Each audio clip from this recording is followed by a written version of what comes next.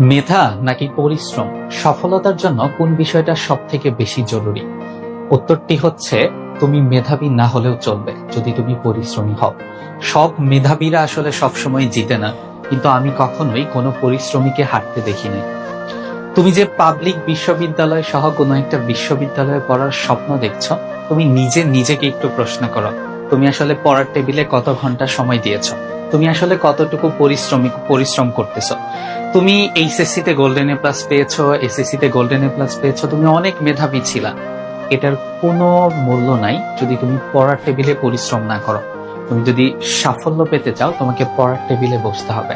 কেননা একটা সফলতার মূল যে সূত্র, সেটা হচ্ছে তোমাকে পরিশ্রমী হতে হবে। পরিশ্রমীরা সবসময়ই জয়ী হয়। তুমি নিজে সারাদিন বসে বসে ফেসবুক স্ক্রল করতেছো, তারপর তুমি সময় নষ্ট করতেছো, ফ্রেন্ডদের সাথে কোচিং এর নাম করে এসে ফ্রেন্ডদের সাথে ঘুরতেছো।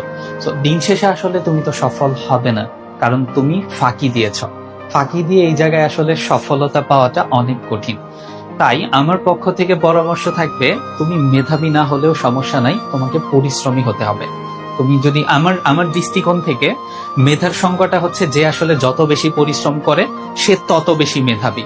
কারো মেধা কম, কারো মেধা বেশি, এই জিনিসটা আমি একদমই বিশ্বাস করি না। সকলের মেধা সমান। যে যত বেশি পরিশ্রম করবে তার সাফল্যের সম্ভাবনা ঠিক তত বেশি থাকবে। তাই তুমি পরিশ্রমী হও। মেধাবী যে সংজ্ঞাটা বা মেধাবী যে ট্যাগটা, এই ট্যাগটা ভুলে যাও। তুমি যত ভালো রেজাল্ট করো না কেন, সেটার কোনো মূল্য নাই যদি তুমি সামনে যে বিষয়টার জন্য ফাইট করতেছো সেই বিষয়টার জন্য পরিশ্রম না করো। তাই মেধাবী না হয়ে পরিশ্রমী হও, তুমি অবশ্যই সফল হবে ইনশাআল্লাহ।